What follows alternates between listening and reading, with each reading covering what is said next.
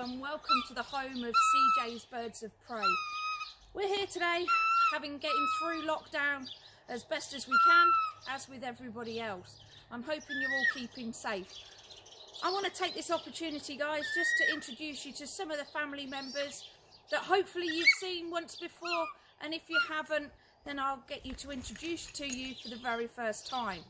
We're going to start off by introducing you to one of the common birds in this country, and this is Martel. Martel is one of our common buzzards. Now this is a male common buzzard, so a lot of people get very confused with Martel because he is a small common buzzard. I'll just try and turn him around for you on his perch there. He is a male common buzzard. A lot of people, when they see him for the first time, say, oh, he's too small to be a buzzard. Guys, that's because we're used to seeing them with their wings open. And in the bird of prey world, the females are larger, they're stronger, and a lot more powerful than the males. Now, buzzards vary in colour a lot, guys. And you may have been out on one of your opportunities to get exercise and have seen the buzzards flying around. These are the ones that are circling around in the sky, along with the red kite. The way to tell the difference between the two is looking at their tail. Now, the red kite has got that big fork, triangular cut out of the bottom, where with Martel here, he's got a dead straight one. Now, they do vary a lot in colour, guys. We've got one local to us, and he's almost completely white on the chest. So much so, my son, bless his heart, asked me the other day, is it an albino? Well, no, because it is still brown on the back. But he's about middle of the range as far as colour goes. But he is one of the flying members of the team. But he's having an extended holiday because of the lockdown at the moment. But we can't wait to get them flying again. Now, another very special bird that you are unlikely to see anywhere else in the country is an eastern chanting goshawk. This is Cardew, ladies and gentlemen. And she's very, very special. She is one of a kind in this country. The only time you'll ever see anything else, guys, is actually in the wilds of Africa, which is where you'll find this bird. Now, this bird has been hand-reared, so she's very playful. And you can see with her turning her head upside down and things like that, guys. This is because, as far as she is concerned, she sees herself as a human. And this year, she laid her egg, as she does every year for us. But unfortunately, not having a male around, we can't inseminate her. But she absolutely loves us. She's a bit more temperamental with newbies or anybody from outside the direct family here at home. She can be very temperamental, but when we're away from home at shows, she can be one of the comical ones of the display, because she tends to spend more time walking around than actually flying. So the flying display for her ends up more of a walking display, where we just running around like crazy with her. But that's very natural for her, because generally she is a snake or reptile eater.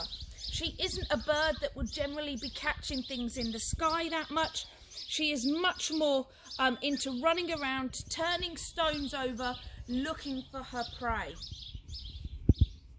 And now we're going to introduce you to some of the owls that we've got here at home. Now, I am only going to introduce you to 4 here today, but there are many more here at home, which are on their holidays as well, and sitting in their aviaries. Some of them have got eggs, and some of them have decided this year for the first time ever to lay an egg.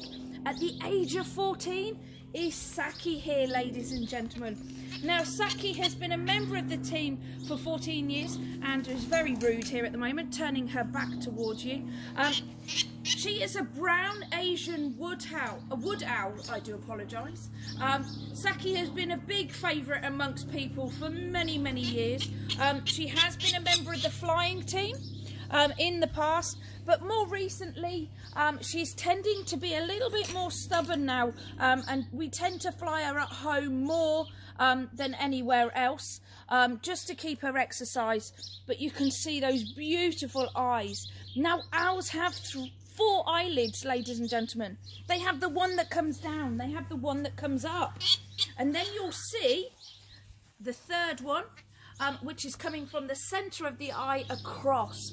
Now that is called a nectitating membrane, and that is there to protect their eyes. So when they go down to the kill for their food, they put their feet out, they'll strike their prey and crush it.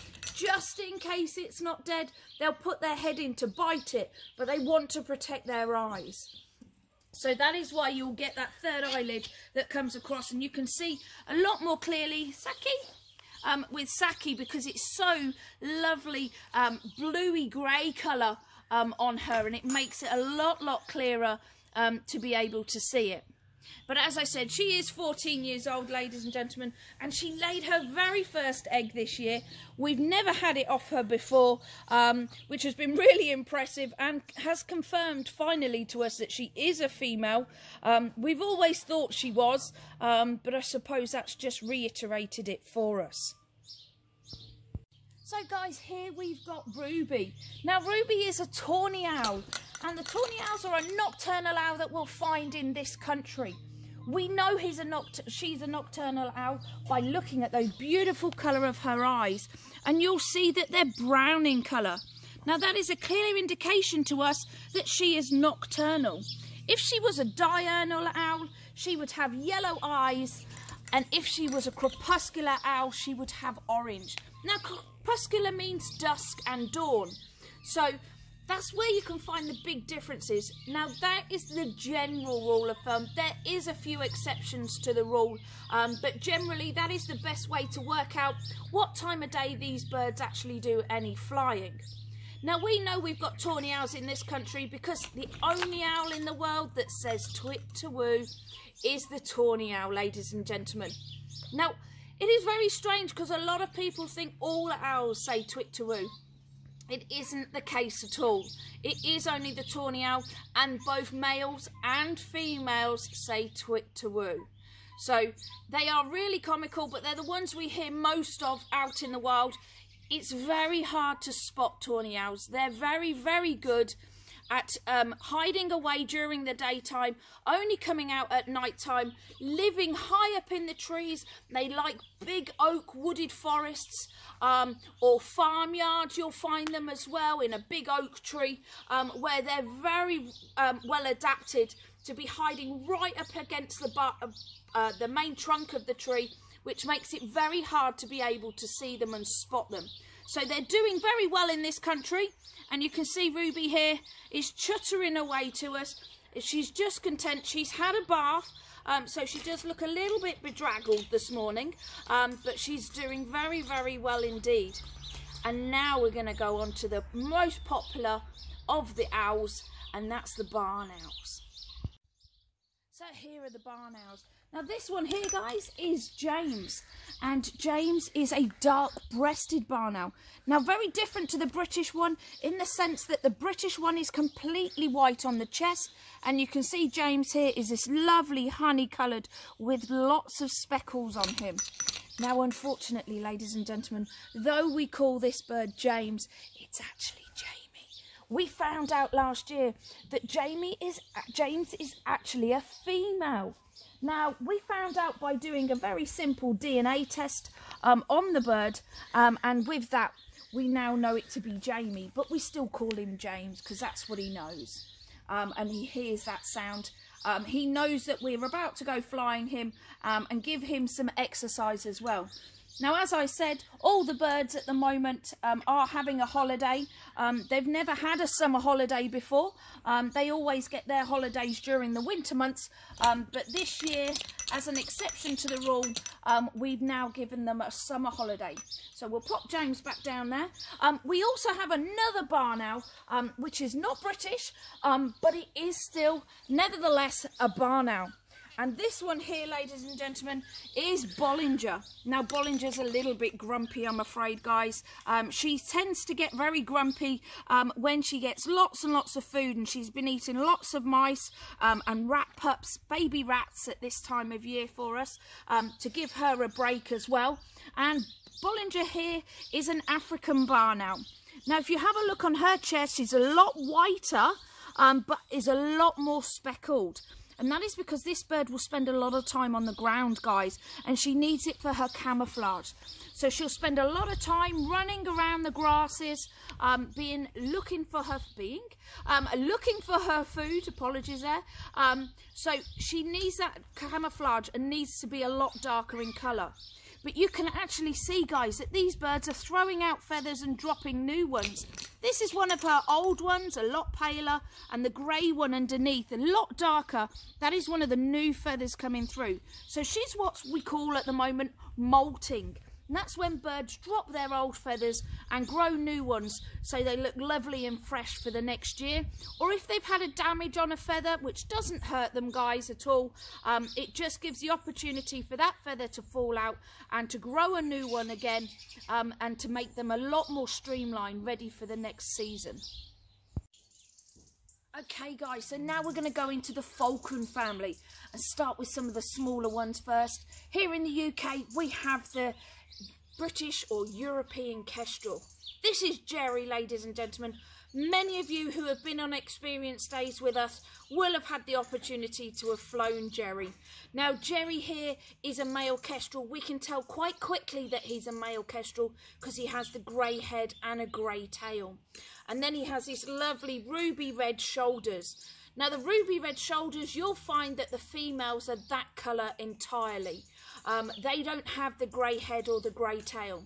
But in their first year of life, they very much do have this red colour all over. So it makes it quite difficult to be able to sex a kestrel in their first year when you're looking at them from a distance out in the wild.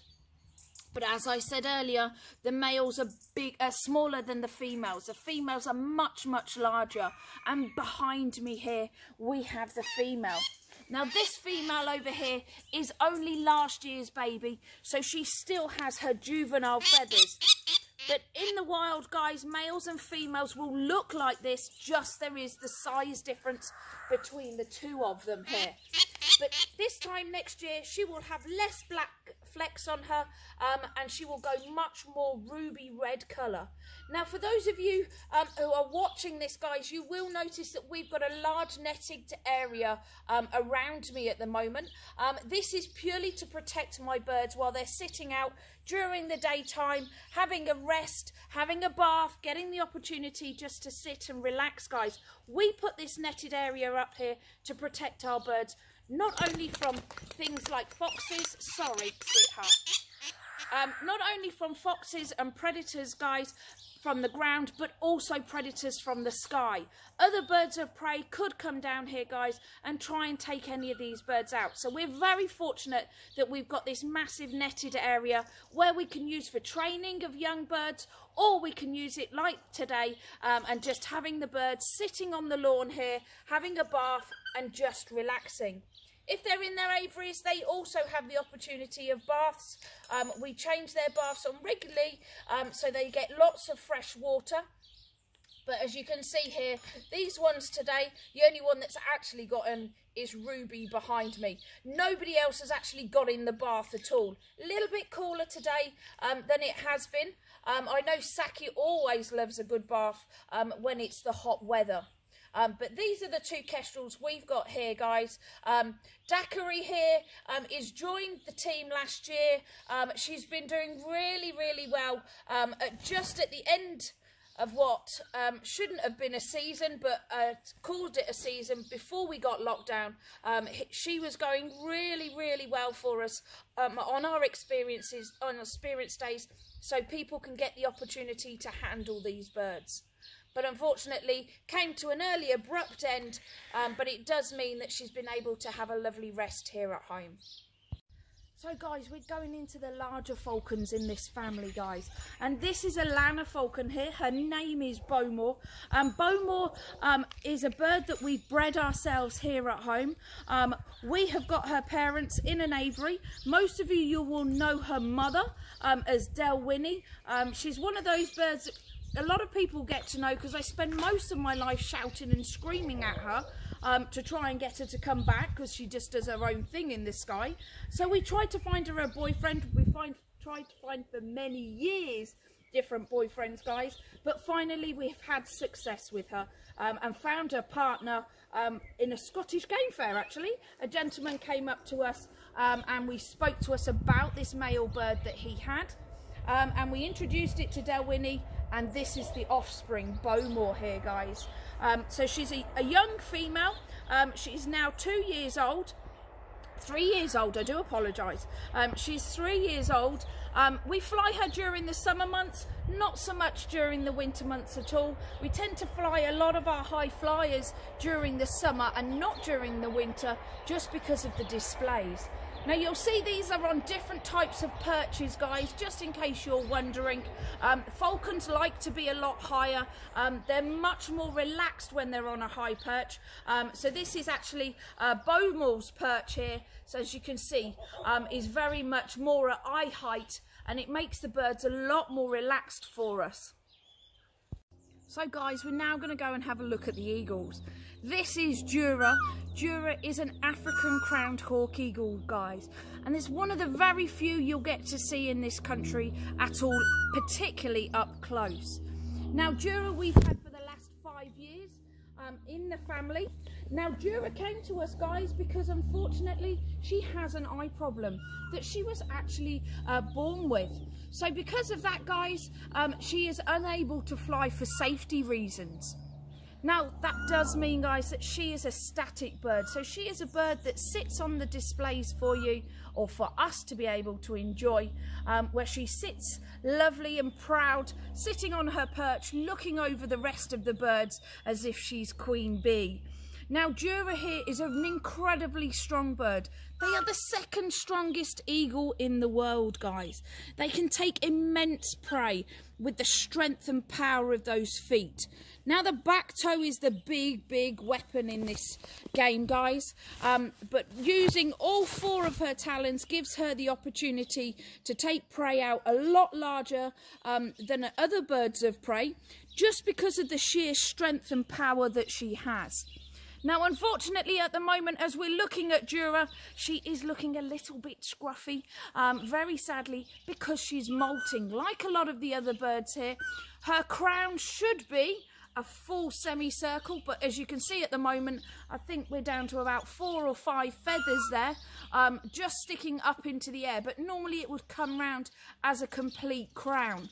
And as I said, that's just because she's molting. So she looks like she's got more of a Mohican going on than a proper crown, which goes with her name. But this bird is a lovely natured bird, guys.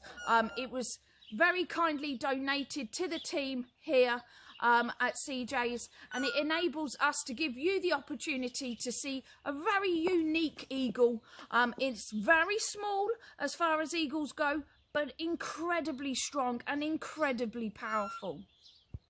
And so, guys, to the last bird of today, the Chilean blue eagle. Now Blue here is one of our flying eagle, should I say, guys. He is a very peculiar bird in the sense that he's very stroppy, in the sense he hates females. He loves the male human being, but hates the females. It has been a real challenge with us trying to, or for me in particular, to try and fly this bird.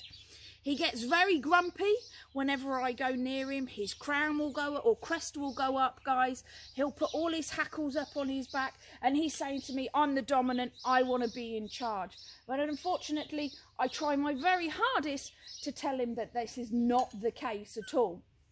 And that I'm a partner, and we're a partnership in this. When we're out flying, not a problem at all, guys. The problem's really here at home in his territory. He is trying to be much more dominant with me than with others. So, blue eagles, the Chilean blues, they're very different to other eagles, guys, in the sense that these are actually bird catchers. They are likely to be high, soaring around the skies of Chile, using the hot air and the thermals to be able to gain the height that they need. They would find a flock of birds. Oh, I need some new teeth.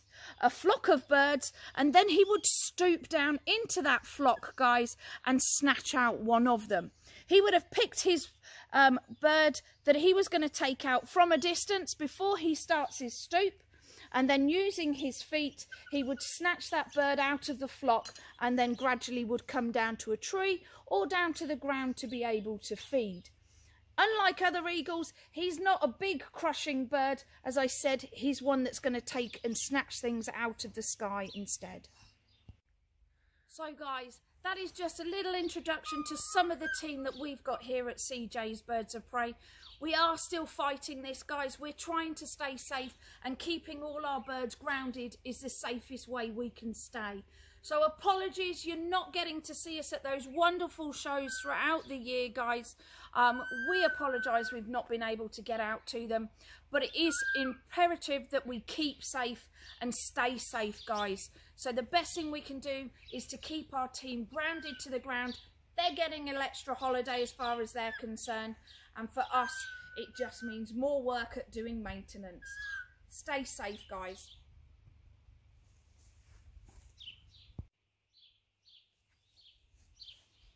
So guys, here at CJ's Birds of Prey, not only can you get to see us at the shows around the countryside, or for those children amongst you, you may well have seen us at schools as well.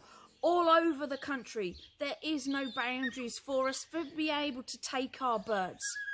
Now, not only do we do these experience days, guys, where 2 or 3 or 4, 5, 6 of you could come and have an experience with our birds for 2 hours. In that time, you'll get the opportunity to handle the birds. Not only that, guys, we get to fly them to you as well, with a really informative educational talk.